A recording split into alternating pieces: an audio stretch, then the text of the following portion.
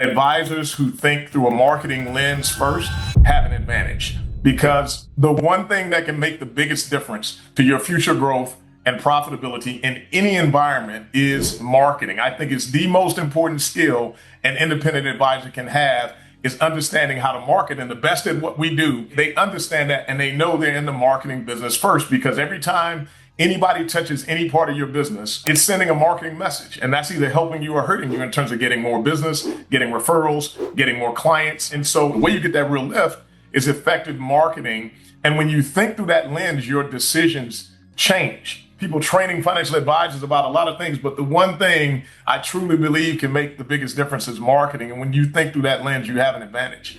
Welcome back to the top 50 most innovative voices in Advisor Growth series. My name is Paul G. McManus, and I'm the host. In this episode, I'm joined by Marcus Ranger, someone with a rare vantage point on what actually drives advisor growth. Marcus currently leads a business unit of more than 1,200 independent advisors across 10 states, which means he gets to see up close what separates advisors that grow from those that stay stuck. In our conversation today, we talk about why niching down can be one of the fastest ways to accelerate growth. If you have not yet niched down, you absolutely want to watch this. And if you have niched down, we're going to share some amazing strategies about how to accelerate your growth even further. Before we jump in, be sure to subscribe to our YouTube channel or wherever you're hearing this podcast so you don't miss a new episode of the top 50 most innovative voices in advisor growth. And now here's my conversation with Marcus Ranger. Let's start with this. So I want to hear from you. So who is Marcus Ranger? So tell us just a little bit about your background, where you're at today, and leading to that, something that you said is financial advisors are in the marketing business first, and then we'll pick it up from there. So tell us a bit about yourself. My true Hollywood story is this, Paul. I'm originally from Dallas, Texas. I went to the United States Air Force Academy for my undergraduate degree, got recruited to play football there, and I studied business. When you graduate from the academy, you're commissioned as an officer, and you have a 5-year commitment. If you're not a pilot, I wasn't a pilot, but I never planned on making a military career. So I started thinking about what I wanted to do after my commitment. And my father was my hero, and he was a defense attorney for the disenfranchised in the inner city of Dallas, and made a tremendous impact, changed a lot of lives. But it wasn't about money. It was about public service. And I thought I wanted to pursue a legal career and go to law school. And I remember a conversation, he said to me 2 things. He said, number 1, Mark, there are too many attorneys in the world. We don't need any more attorneys. And number 2, we need to know more about and understand more about the game of money and business. So that's what really set me on my path. And so I went and got my MBA, and I did a double emphasis in entrepreneurship and finance. I launched a practice in West Los Angeles with American Express Financial Advisors at the time. Now Ameriprise Financial, was one of the top new advisors, built a practice from scratch. I started doing some coaching and some managing and mentoring of other advisors. And then eventually I partnered up with another advisor and business partner who now is one of my best friends in the world to create a team practice. And then I started to realize, and that practice is still going on today, very successful, and I'm the successor of that business. But I started to realize that what I was energized by was something a little bit different. And I was energized by the aspect of building the financial advisory business, the entrepreneurship aspect, the CEO aspect, how to set up the systems to grow it, the client experience, building a team, marketing. That's really what I was energized by. So we made an agreement. He took over the practice. I decided to go into full-time executive leadership with the sole purpose of helping other financial advisors build financially advisory businesses and great businesses and multiplying their business results. So currently, I lead a business unit of 1,200 plus independent financial advisors across the 10 Western states. I have a leadership team of 25 plus people. And every day we are consulting and coaching private wealth advisors and business leaders to really think differently, multiply their results. And I also lead a national program of leadership development to help independent advisors and executives master leadership skills. So I've been an advisor. I study the game of what we do every single day. I ride shotgun with some of the best independent advisors in the industry, and I love the game of business and money, and I love what I do. That's fantastic. That's my mindset too. I love entrepreneurship and building, more that visionary and how do we make this happen, but it's the growth side that gets me excited. One of the things I heard you say is that everything you do is marketing. And when you communicate this message to the 1,200 plus advisors that you oversee, mentor, coach, etc., how do they see the world? Does that message, do they absolutely, or do you see resistance in terms of that belief? It starts even at a higher level and then down to the marketing piece, which I truly do believe in. And I'm happy that you caught that point. I think it starts broader with, in working with so many independent advisors and advisors across my career and having been in the business, the biggest challenge that I see that advisors face is running their business like a true business, because really a true business is a set of repeatable processes that make money. But if everything and most of what you do as an advisor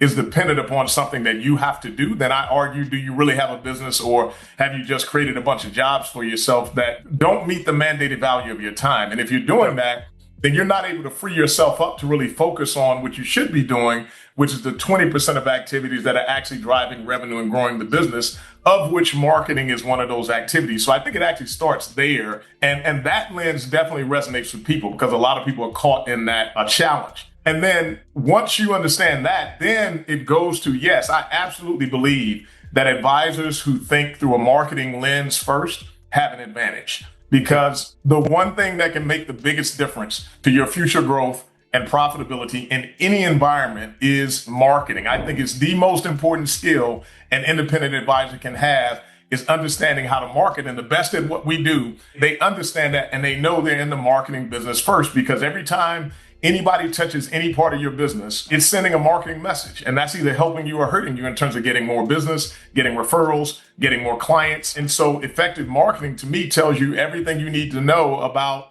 how a business is growing organically, because the way you're going to add new assets outside of market lift and outside of buying a practice, yes, you're going to get assets from your existing clients, but you also got a lot of money going out from your existing clients. So the way you get that real lift is effective marketing.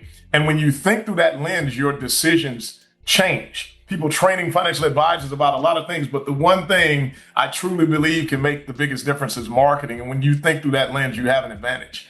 Marketing is a word that on the surface we all understand, but I think we might have different interpretations of what that actually looks like. For example, in my case, I think more in terms of authority marketing. What I mean by that is that everything that I do and everything for myself, for my own business, for the clients that I work with, is that I want to help elevate their positioning in the marketplace. And so whether they're looking to fill their own pipeline with people coming to them, or they have a team and they're looking to leverage their experience, years, decades, et cetera, and leverage that to bring new business to their team. To me today, the most effective thing you can do is increase more authority, because then when you do that, all of your marketing actually becomes more effective, more efficient, et cetera, right? And so there's lots of different ways to go about marketing.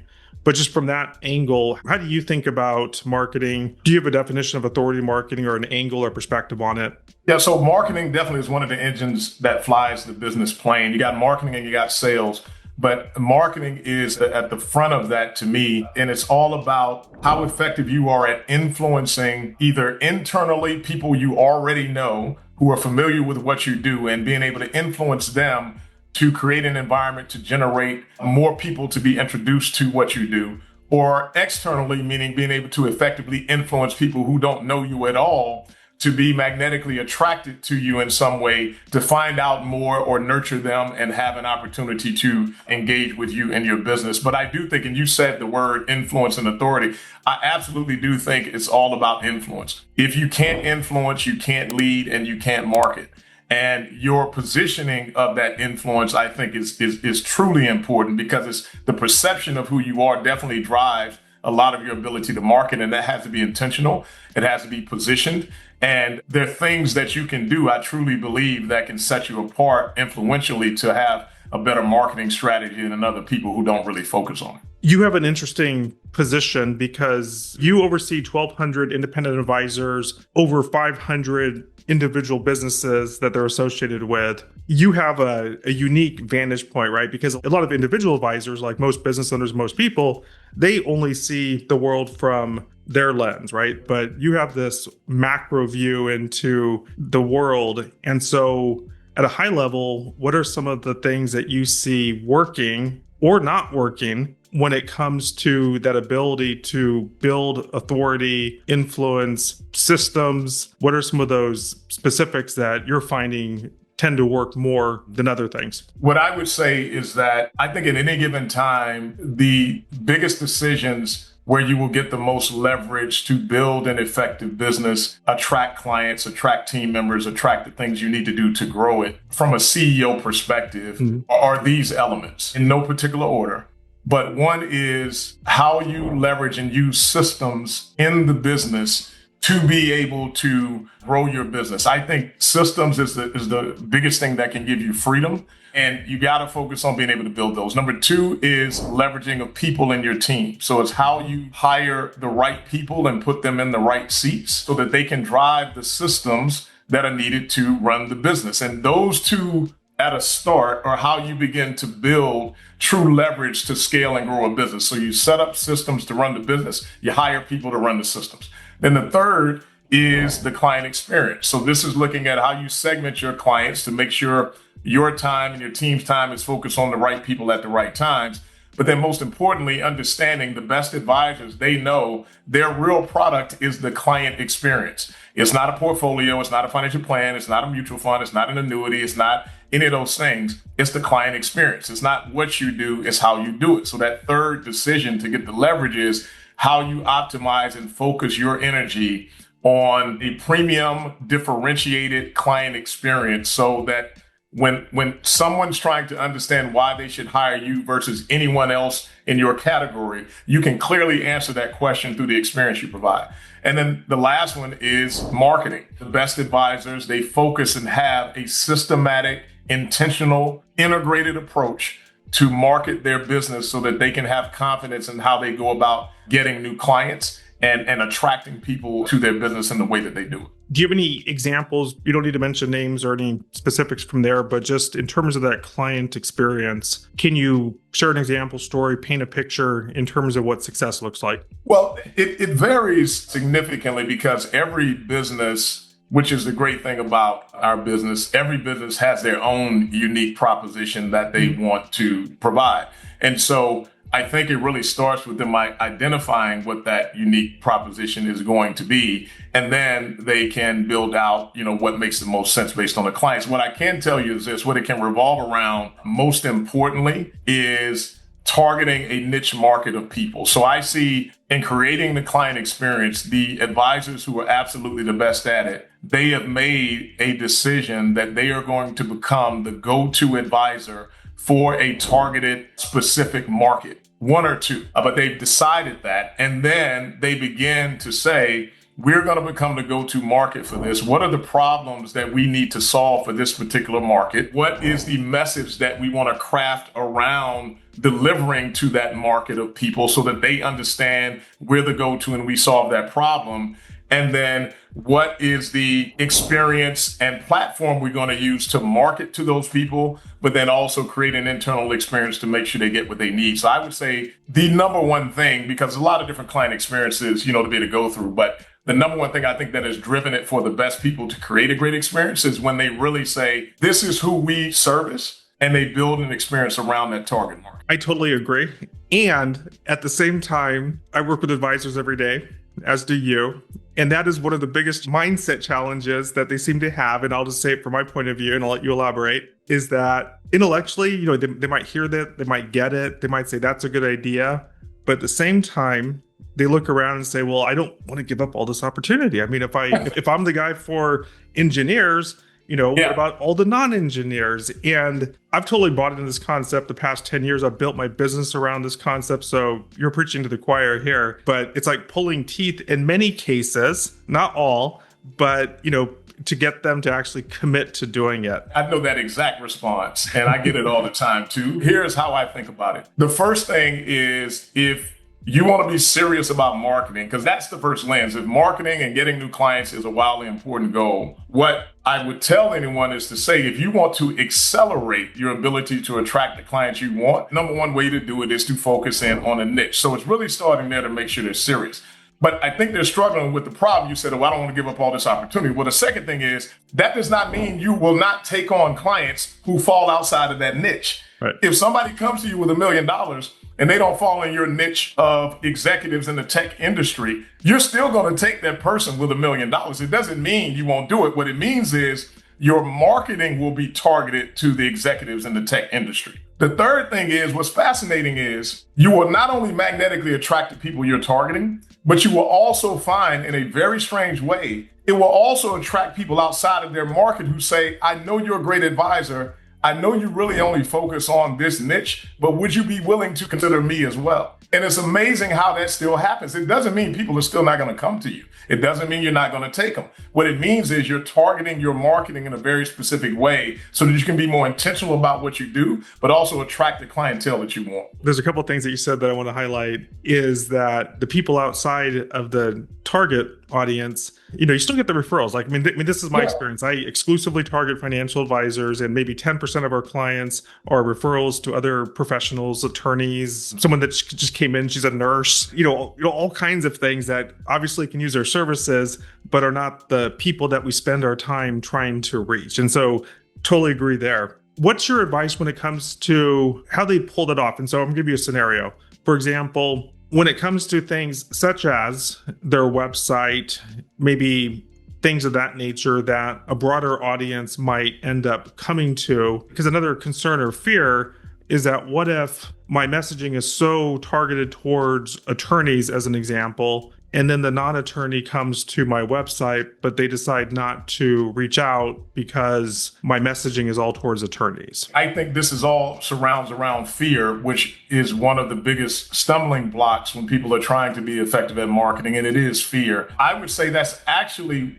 what you're trying to do in some sense. What you're trying to do is speak to a very specific audience. And when you're speaking to them, it will filter out people who don't necessarily fit your target audience so that you don't waste a ton of time talking to people that you actually are not trying to service. Now, the fear is, well, what if somebody comes in with $10 million and they see that I only work with attorneys? Well, if you're getting plenty of leads magnetically attracted to you who are attorneys and in your target market, who cares? So I think that's just fear. That's like, keeping the $50,000 client because you think they're going to win the lottery. It's if you're targeting who you want and you have a very specific system to get them and you're getting the leads, you're nurturing them and converting the clients, you still will have some people who will come to you who have money outside of that, who want to work with you. And for the one or two who see that and make a different decision, that's actually what you're trying to create. And another thing that you had said is they'll come and say, I know that you work with attorneys, whatever the group is. Would you be willing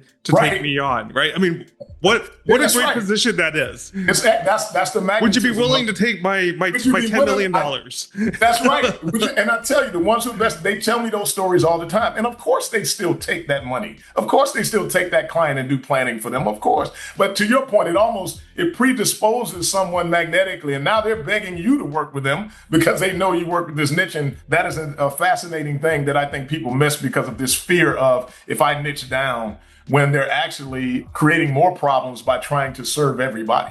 We share a common client. His name is Stanley. He is in California. His target audience, his niche is tech executives, engineers, but essentially tech professionals. And he's just in the past year or so has raised his minimums to $1 million. And he's just a perfect example of what you're describing, is that if he gets a referral to someone who's not a tech professional and they meet his minimums, he'll still meet with them, he'll still take them on, but he's able to be that much more focused in terms of his intentional activity. For example, he wrote a book about financial planning geared towards tech professionals. Right. He goes on podcasts that serve tech professionals. I mean, because I think the main thing is that marketing done well is the prospect that you've never met before, they feel understood before you ever meet them. I mean, that's a magical thing. They show up to the meeting,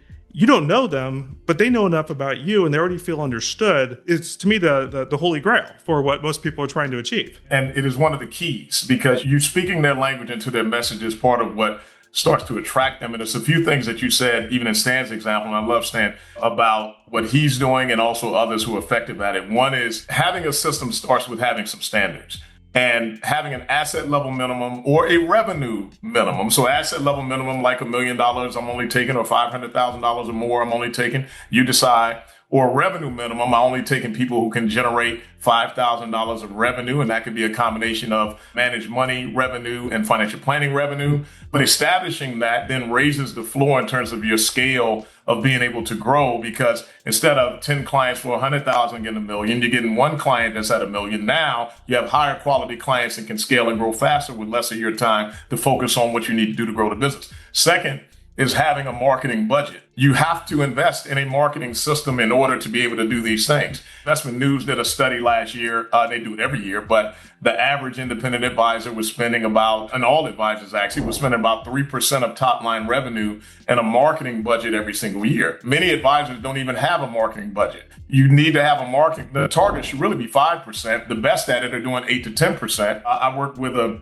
business out in Hawaii, and they do 12 million in revenue, all organic. They haven't bought a practice. They have a 5% marketing budget every year. So they're spending $600,000 in marketing. It's entirely an organic business. So you got to invest in it. And then you got to have a written plan. I know Stan and others, they have a written documented strategy that they're integrating to be able to market, so that they can follow some of the things that you talked about and make sure they're consistent, and then build out these magnetically attractive things from a content perspective. So, for example, the written content, and that's going to be your newsletters, your articles, your special reports, your white papers, your magazines. Now, you can do it broadly, but you can also, obviously, if you have a niche, you're going to target certain things that are appropriate for your audience. Audio and video content. So that's videos you've recorded on your website. That's periodic educational webinars that people can come to, that you promote and other people can refer people to. That's appearing on other people's platforms, like I'm doing here with you, Paul, where you're able to come on podcast appearances, and podcasts are so prevalent today. It's an interesting thing. You go on a podcast as an advisor, in particular if it's in your niche, but even if it's not, and you could talk about a specialty, it almost creates like this celebrity factor that sets you apart and differentiates you, in particular if you have a niche market. And so that's an important thing. And then the pinnacle is a book, which you mentioned earlier that Stan has written and others do, and which you help people do. It is the number one piece of collateral that I think creates that instant authority and influence in your space that you talked about earlier.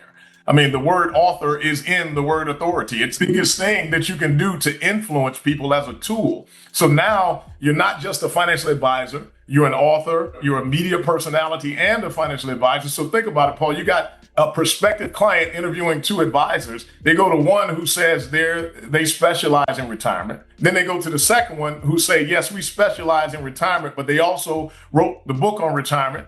And they were on a podcast talking about retirement. Who are they going to choose? I mean, who are they going to be more inclined to be influenced by? And so it helps magnetically attract people in a really meaningful way, and makes it easier for other people to refer people to information versus to the advisor that they now see, and they can be predisposed in advance. I love that. Refer to information. Can you expand on that? What does that mean? So what that means is, I think clients are uncomfortable or have a hard time trying to refer to their financial advisor as the person or the provider of a service. Like, go talk to my advisor. I think it is absolutely easier for clients or COIs to refer to information that an advisor has provided and give that to other people and refer people to that information. It's much easier for a client to do that, and it's much easier for an advisor to train a client to do that.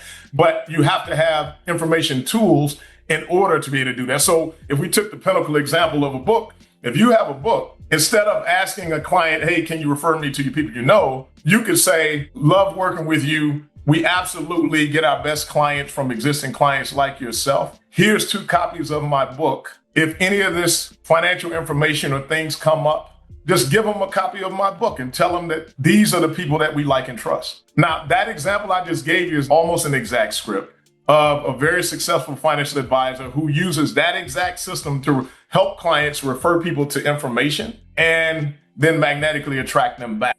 So that's the example. I think it's easier, and you can have information in a lot of different ways. We use the book as an example, but it could be white papers, special reports, videos, webinars that you do. All of those are information, but I think it's easier for clients to do that and easier for you to coach clients to do that to help you get more referrals in that way. There's something that I want to attribute to you that I learned and I love is that I heard you in a presentation say that if they're referring you, you want to reward the activity because you'll get more of it. Can you expand on that? What does that mean? Absolutely. That to me is one of the strategies, because there are a lot of strategies in creating an internal marketing plan to generate referrals. And what you're trying to do is create an environment and have a number of different things you're doing with your best clients to create an environment to generate more referrals from your best clients. And one of them is rewarding clients who refer. So if you get a referral from a client, not that person has become a client, but they give you a lead of someone that they know, it is absolutely critical that you recognize and reward promptly that behavior. And the reason for that is what you alluded to is you are trying to reward more of the behavior that you want, which is for your best clients to give you leads of people that are like them. And so the recognition needs to be in a high expression thank you. Because if you're just doing an email saying thank you or passing thank you in the next meeting, that's not enough. You're communicating to that person that their lead is not, or their referral, or introduction is not really that important. It needs to be a high expression thank you, an overboard thank you, plus a gift, which is a reward, where you're rewarding them and saying, listen, this means a lot to me. I'm giving you a high expression thank you to tell you how much I'm going to take care of anybody you refer, how much I appreciate the fact that you thought about me, and I wanted to give you this gift. Thank you for your trust and confidence. That needs to happen immediately for every single time somebody refers to you, not just when they become a client. So if someone gives you 5 leads, 5 high expression thank you and 5 gifts. They're not going to send the gifts back, but you're trying to reward more of the behavior that you want. That is one of many strategies you absolutely want to have embedded in your system. And this gets into what you've talked about in terms of a system, which is, I've been guilty of this, and which I think a lot of people are, which is they hear that, they think that's a really good idea. I should do that. And then they get busy, life happens, they don't do it. And in the presentation I heard you do, give you full credit, you were talking about this and you gave a resource in terms of, here's an example of what you can do. And when I heard that, I'm like, that's fantastic because it solved the problem. Like my biggest problem is initially it's like, okay, well, it's a good idea. I should do it. But then I think, well, what would they actually like? Well, I don't know. And it just goes downhill from there, right? But the company, and you can reference them or not if you want, that you mentioned as an example, I looked into, I did, and it just became this turnkey thing that now I've turned it over to my assistant. The greatest thing, like for example, if I don't know better, I'll just start with chocolates, right? And they're branded, they have my logo, comes with a little letter, the whole thing's turnkey, and I figure that, most people like chocolates, and if they don't, maybe their wife likes chocolate, right? Maybe their family likes chocolate. So it's just an easy entry point. Share more about that. Cause again, it goes to like, how do you turn good ideas into a system, which then drives the results that you want? So I would say that, first of all, I think it's demystifying what system means because people get that even complicated in their heads. All a system is a checklist. It's a process. It's a written down checklist of here's what I do when this happens. That's all a system is. And so it's first demystifying and saying that's what it is and committing to be able to do it. Then the second thing is don't try to reinvent the wheel. Duplicate what already works or what other people are doing. So if you want a system and then you're writing down, okay, here's a system that I can use, find out what other people are doing in their system and then duplicate the things and resources they're using to create that system, which is the example you're bringing up, Paul, about when I talked about it in that presentation. I was just delivering examples that I've gotten from other advisors to duplicate the same thing. And then the third thing I would say is the advisor many times in having a system can be the bottleneck. And the tendency is, okay, I have a system with checklists now. I have resources I can use to fulfill it. Then it becomes, well, how am I going to get this done? And that's the wrong question. It's not how are you going to get it done? It's who's going to do this for me? That should actually be the question. Because if the advisor becomes the bottleneck and tries to focus on the implementation once you have the system and the resources and the approach, it won't happen or they'll just give up. So I think it's also having someone outside of yourself on your team or outsourced or otherwise own the implementation of it. You own the driving the plan and the results of the system, but have someone on your team or otherwise own the execution of it. So it becomes, who's going to help me get this done? There's a book Dan Sullivan wrote with Dr. Ben Hardy. It's called Who, Not How. And it talks about this concept. I absolutely believe as a third piece of making sure systems happen, the advisor can't become the bottleneck or the entrepreneur can't be the bottleneck. Yeah, totally agree. And this was my own journey in the past month or two where I first heard the idea. You pointed out the resource. The initial one I did, I saw this is great. And immediately for the next one, I handed it to my executive assistant and now she runs the system. And so now I just have to do a little text. I say, send the chocolates. And I got a great gift as a result of it. And I love it. Thank you for that. I thought that was awesome. That was outstanding. So I do have a question though, because this is where I get stuck now. So I'm probably overthinking this. So maybe you can help coach me. Is how do you personalize it though? Because, because that comes down to knowing the person, right? And I think that's where I got stuck in the past, which is, well, I don't know what to send them. I don't know what they want. Do you have any tips on that? I do. Well, first and foremost, sending something is better than nothing at all, even if you're sending the same gift to everybody. So that's first. But to your point, personalizing it does enhance the engagement or experience of a gift, or in this example we're talking about. And so one or two ways to do it is obviously if you work with people over a long period of time and have a client base, hopefully through your relationship management system, you've been keeping track of things that they have an affinity for. So clients who like wine, clients who like outdoor activity, clients who like fine dining, and then you can have the same gift, wine gift, same fine dining gift, same sports gift, but you're only sending it to sleeves of clients who have that affinity. Now it seems personalized, even though it's a similar gift, but they fall in the sleeve of people who like wine. The other way is if you just met them and you're trying to get to know them, on the internet and social media these days, I get so much information about people before I even meet them that I can easily identify something they have an affinity for and then use that to personalize. Yeah, totally agree. It goes back to your idea about intentionality, because it's interesting. This brought up to me when I'm drawing a blank, it's because I didn't have a purpose behind maybe asking certain questions. But now that I'm thinking, okay, I need to know something personal about people so I can send them potentially a gift down in the future, it makes it more enjoyable, right? It makes it more enjoyable. And on the flip side, think about how the other person feels. They are now having this embedded in their brain of this great experience that you've given them. And to your point, Paul, it needs to be something that is wow. It needs to be something that's impressive. When they get it, in the back of their brain, they're thinking, oh, if I refer somebody, then they'll get this too. So exactly. It's like it creates that seed. It plants those seeds early on when you do those types of things. From my point of view, when it comes to marketing and it comes to creating influence, authority, whatever the word is, there are three different groups. There's the individual, meaning that you want to be able to create awareness, the visibility, the positioning in order to be able to attract individuals to you. Oftentimes this is done through referrals is the most common way to do this. Everyone loves referrals because there's a transfer of trust. And then we've talked about some of the ways to help facilitate that. And of course, I think the only, not downside, but the only limitation there is that you don't always control when people refer. And the person doesn't control it because typically they'll want to make a referral when the topic comes up. It's like, hey, I'm having trouble with taxes. Oh, you should talk to my guy, right? The next level, from my point of view, is centers of influence. And so the beauty of a center of influence is the idea is that they serve the same people that you want to serve. Maybe commonly it's a CPA. And the idea is that if a financial advisor can work with the CPA's clients can be referred back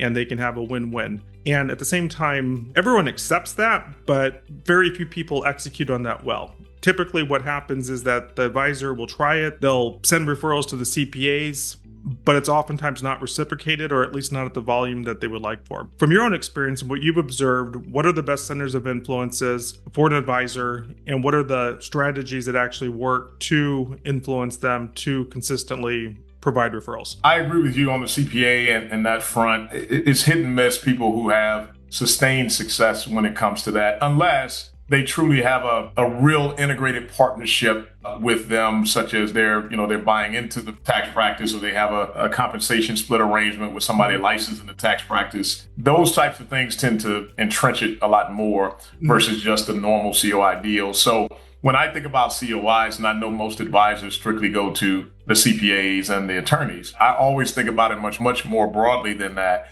And I try to look at it as center of influences in the audiences that you are trying to go after and looking at it more that way. So if you're working with the oil industry, then you're trying to find the center of influences in the oil industry. And that center of influence could be one of the directors of HR at an oil company. That is a center of influence. Or it could be one of the primary executives who tout your ability to educate oil executives on how to manage their money. So I think sometimes we think about it too streamlined or siloed or too small around center of influences. But on the same token, here's the other thing. Even though you find someone who could be a good center of influence, you still need to think about them in the same way that you think about clients that you're trying to duplicate and get referrals from. Because I think one of the biggest reasons that clients don't refer is there's not sufficient enough motivation to do it. And it's the same thing with COIs. Paul, if you, as a client or a customer, if you've had an experience that was just outstanding, a product or a service provider, in some way create some motivation in you to tell somebody else about it. If for nothing else, just to tell a good story. And so sometimes we have to look, and advisors have to look in the mirror and say, maybe what I'm providing is not motivation enough for people to refer. And with COIs or clients, I need to make sure I'm providing something that is motivating enough. And then once I am, making sure it's easy and show them how to refer. Because sometimes you might have people who are motivated, but they just don't even know how to refer to you. Back to some of the conversation we were having earlier. So it needs to be intentional. It needs to be prescribed in that same way. But you got to be doing things that give people sufficient enough motivation to want to refer and then make it easy and show them how. Yeah, so there's a couple of interesting threads here. If someone can, to your point, establish the right relationship, have the right incentives, then it can absolutely work. And I see plenty of people that do it and are successful. But then it brings back, oftentimes the CPA doesn't have a specific target audience. It might be asset level, things of that nature, but then they work with everybody, which is great. I mean, as we talked about, if it's a referral, it's a referral. They can still refer. Attorneys, I can't think of a single advisor that said, oh, this attorney sends me all kinds of business. I mean, it seemed, CPAs are hard. Attorneys seem to be near impossible. But then to what you're saying, think about it more broadly. And I think part of that, though, it goes back to, well, you have to have a target audience, right? And you use the example, oil executives, because if you don't have a target audience, they're like, well, let me reach out to all executives in the world, but you're not relevant, right? I guess the question or the framing is just that you have to start with a target audience. You have to start with a niche before you can then be effective in some of these other strategies. Because if you don't have a target audience and niche, it's hard to go beyond just the CPA and the attorney mindset. Well, I would also say this. I would say that absolutely have to be able to do that. But there's I think another way to think differently about it is in your own circle of influence or people that you meet. You might meet people or have in your circle of influence people who are influential in another circle of people that you want to have access to. And I think that is a form of a center of influence. So it may not be a targeted niche, but if you meet or know people who are influential in this body of people, that could be a good fit for you in terms of having the financial resources. I absolutely believe you should look at them as a center of influence and how you would engage in a strategy to help them become an advocate for you. And that's another way to be able to approach it, I think. And I've seen many advisors do that very successfully too. Do you have any examples of like categories or individual, connector, influential? Sure. Like, for example, I knew an advisor who knew someone who was very influential in a fraternity. It was like a business fraternity. And the person wasn't even a client, but what he did was he started to curate specific things for that person and that person's business fraternity, which allowed him to, in very easy and meaningful ways, meet all the people that this person who was influential in that business fraternity, and he was able to get connected to them and then became the go-to guy for the business fraternity. Like, it's just, but he started with this one person he saw was very influential. I guess the second thing he did very powerful was he went offering value and offering to them. He wasn't asking them for anything, but he started to create things of value that were informational, that were educational, that were also entertaining. That's an important piece. Don't be boring in marketing. But he did all of those things, and then he became the go-to person he wasn't even trying to target that business fraternity, but he knew this person was influential and approached it that way. Expand on that. Don't be boring. Financial advisors, the financial industry is a very pretentious industry. And a lot of times ego and entitlement creeps in where you have advisors feel like I'm too good to do this, or I'm too good to ask for referrals, or I'm a financial advisor. I shouldn't be doing or sending things that are cool and fun. And so everything's become very business, very educational, very step one, step two, step three, versus in particular in marketing saying, if I am going to send a gift, I can send a gift that's cool and fun. It is boring just to send a brochure to a prospective client or somebody who referred where you're sending them some information or something like that. That's boring. But it's much more interesting if I'm sending some Tiffany wine glasses, maybe some earbuds that are pretty cheap as a thank you or as an introduction to something that I'm doing at an event. It's much more fun and it's more interesting to be able to do that, to do an event that's a lifestyle event, not just coming in to give them tax law education, but just strictly a lifestyle and entertainment event for people to come have fun and relax and be casual. So I think a lot of times we overthink and try to be too serious when people would actually rather be entertained and educated. When you can do both, you win it. Yeah, that gets into mindset, right? So I alluded to this before, but the three audiences from my point of view that we're trying to influence, number one is the individual, oftentimes happens through either marketing or through referrals. The second is the centers of influence that we talked about. The third, and I think this to me in some ways is the most exciting today, is what I'm going to call AI search. And so let me define that. SEO, search engine optimization, isn't new. It's been around since Google's been around. And a handful of advisors understand that. And they understand that people are searching for information all the time. They go to Google, and if they have a question, different links come out. And so there's a whole marketing strategy around getting found on Google. And that's still relevant. But I think increasingly what's becoming even more relevant is that, I don't know if it's most yet, but many people, probably majority, are now using AI tools such like ChatGPT, even Google search AI overviews. And the new game, as I see it, is how do you get found and ultimately referred and recommended by AI? How do you get it where when someone's having a conversation with ChatGPT and asking questions, this is what I do all the time. It's like, I have questions. First thing I do, I go to ChatGPT. I ask questions. And at some point I say, okay, I need professional help here. Who should I go to? And because I've had this long form conversation with ChatGPT, and I, to a degree, trust it because it knows all of my context, it knows the questions. In some ways, it could be better than a human referral because the human referrer is limited to the 3 people that they know and they don't have all the context. And it says, you should call so-and-so. I'm prone to call so-and-so. And so to me, this is the new frontier, is how do you get found, discovered, and recommended, referred by not just Google, but by AI tools, ChatGPT, et cetera. Because I think that is probably one, if not the most effective things that you can do from a marketing perspective and from a return on investment perspective, is to train the internet on who you are. Because I saw a statistic by Wealth Tender, who does a business around this, is that 90% of people, even when they're referred to you, they're going to go to Google, they're going to go to AI, and they're going to ask about you. And so the very first thing that you would be doing a great service to yourself and your business, whether it's a referral or a complete stranger, is to shape the narrative that the internet's saying about you. Is this something that you've been thinking about or exploring? Not to the extent of the question, but it is an interesting question. And what I would say is, first, I definitely am not an expert on AI to be able to speak to it intelligently. But what I would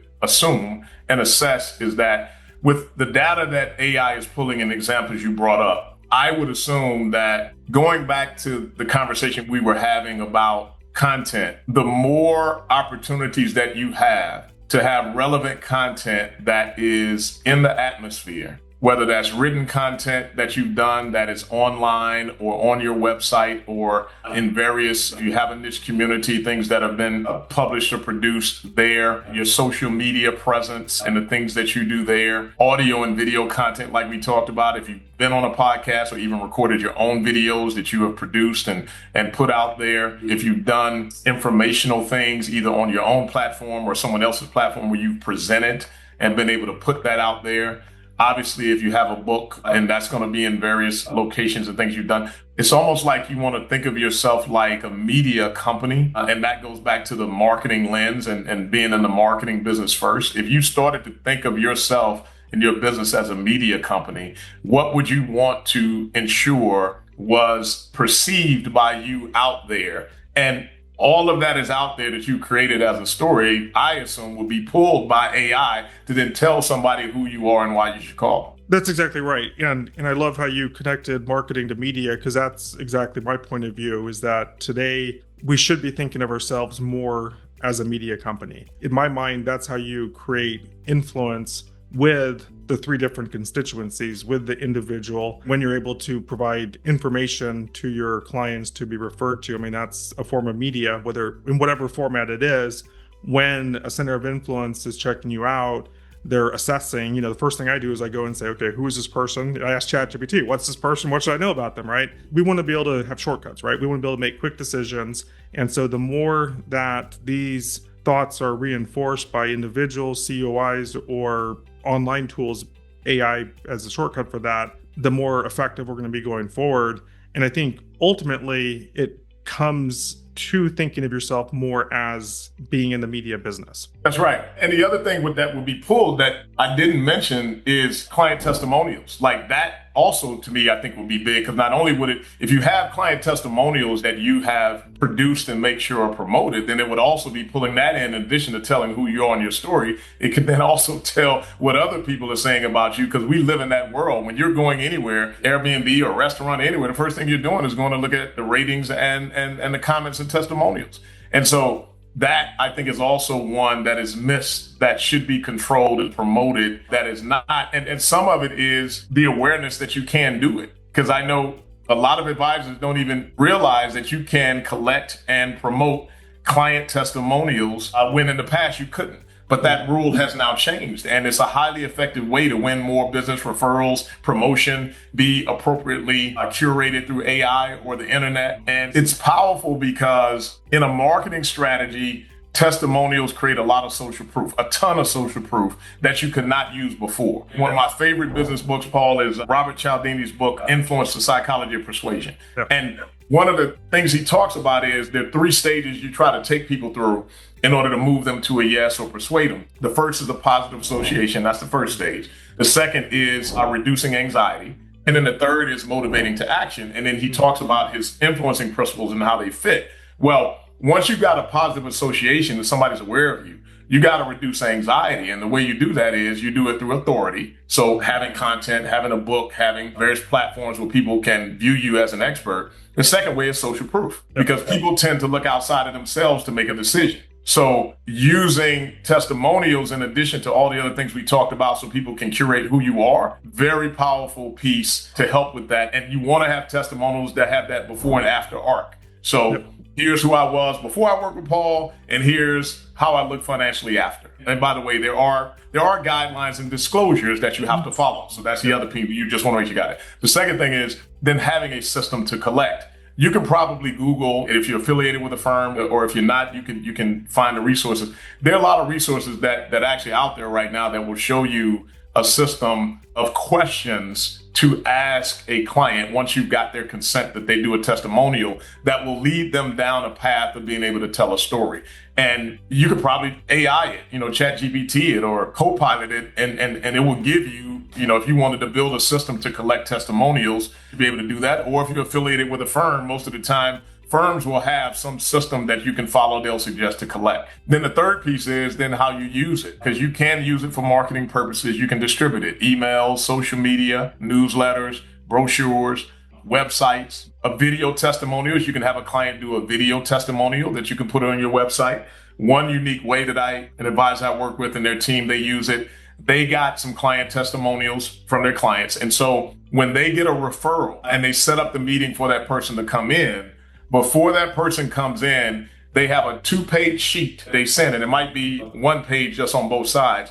The first page just has the advisor's picture, their values, and a little bit about them. Mm-hmm. And then on the second page or on the back, it has the client testimonials. Mm-hmm. And that's the very first thing this referral prospect sees before they even come in to see the advisor, that they've built into their system to, again, establish social proof, but also help predispose that client to want to work with them even before they've come in, because now they see all the great things these other clients that they work with have done for them. So that's a couple of examples and suggestions.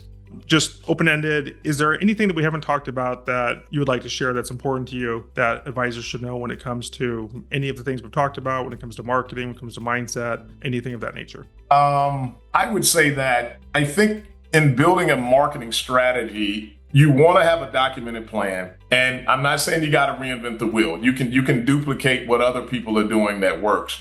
But you do want to think about it in two sleeves. There is external marketing and then there's internal marketing. The external marketing plan is when you have some system and plan to go out and generate leads of people who have no idea about your practice, don't know you at all. Maybe they're in your targeted niche, but you're not doing it through any affiliation of someone who already knows you. You're trying to generate cold leads of people that you introduce to your business and then nurture them over time in order to convert. That's an external marketing plan. Then you have an internal marketing plan, which is where you are trying to duplicate your existing best clients and create an environment to generate referrals from them. And I think you should start with the internal marketing plan. When I say start, you should do both simultaneously. But you already have an existing ready-made audience that you can use to build a marketing plan around if you don't already have it.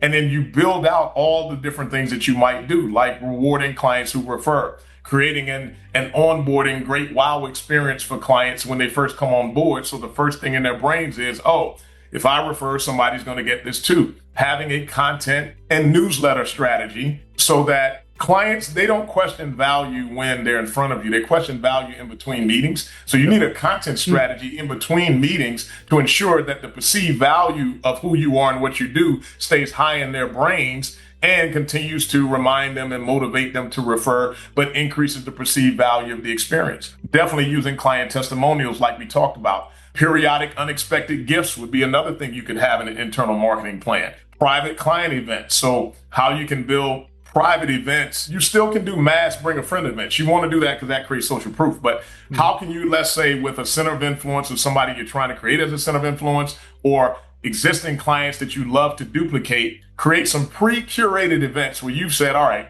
we'll have these 5 events where we have these locations and we can turnkey them. I'm going to send a letter or invite my best clients and go to them and say, hey, we want to host an event in your honor, Paul. And here are the 5 different types of events that you can choose from. All you got to do is let us know what type of events you want to do and invite 8 to 10 of your friends, guests, colleagues, or people you want to come. And you set up private client, but that's more curated private client dedicated to that person, that client, or that COI. And it's no education. It's just to come to have a good time and meet people in a fun way. I also think branding your offering is the last one, or actually second to last. A lot of advisors will say, I do financial planning, 6 key areas of planning. You know, we meet with you, we do an analysis, we come up with a strategy, we implement. That's what everybody's saying about planning.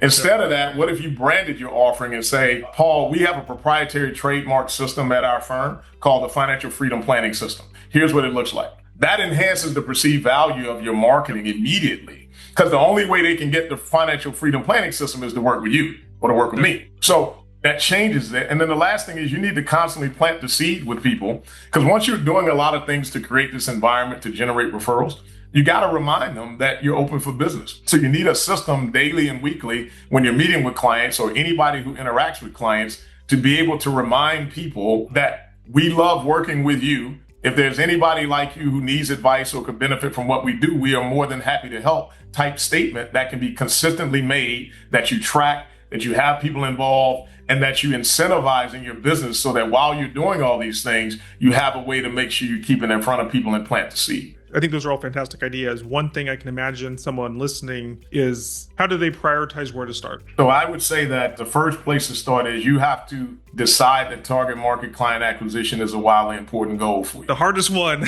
Exactly. None of the rest of the stuff matters, Paul, unless you do that. Because the best advisors at marketing and businesses and firms I've seen, every year they have target market client acquisition and typically net flows, which is driven by that, as a wildly important goal that the entire team and everybody's rallying behind. So that has to be out in front. Then the second thing is being able to, like, I know we were talking about some ideas right now, another thing is being able to adopt or duplicate, because I know building it from scratch, some people may feel like it's daunting. So you can either adopt and duplicate systems that already work. And this is where, as the CEO of a business, you got to do some work, do some strategic thinking to research what's working and how can I adopt it, or use your strategic partner of AI. If you go in AI and they can pull all the data from your business and you ask them to create a marketing plan, target at a niche and what to do, it'll build it for you. You can do that too, or adopt some of the things that are working. Third, have someone outside of yourself own the implementation like we talked about. Because once you got a system, and the system can be refined over time, you own driving the results, but you need somebody else to own the implementations of the things that need to be done in order to get it done. Then you got to track activity and results, and you got to review it periodically. I mean, that's the execution plan to be able to get it done. This has been fantastic. I always enjoy having these conversations with people like yourself who have years of experience, have great ideas, and just have that passion and drive to share these ideas. For someone listening to this, where's the best place for them to follow you, learn more about you, all those good things? Absolutely can find me on LinkedIn, and it's Marcus Ranger. I also am on Instagram, Mark, MARC_Ranger, and you'll see the Rainmaker as a title there. So those are probably two ways most immediately to find me. And I know a lot of people connect with me on LinkedIn. And I'd also just say that the magic of a lot of what we're talking about, because I love the game of business and money, and I'm happy to help. The magic is trying to figure out how to simultaneously implement things at the same time. I know some people will also say, I'm going to do this step, then I'm going to do this step, then I'm going to do this step, and do this. It'll take you 10 years to be able to, try to do everything, versus those who are really high achievers and have a lot of high productivity. They figure out how to simultaneously get things working at the same time. So they can figure out what works. They can move things faster. They can scale faster and create an environment. They can get the results that they want. But those are the ways to find me. LinkedIn, Marcus Ranger, Instagram, Mark, MARC_Ranger, and look forward to connecting with people. Fantastic. I've enjoyed the conversation. Thank you for being a guest on today's show. Thank you, Paul. I thoroughly enjoyed it. Thank you so much.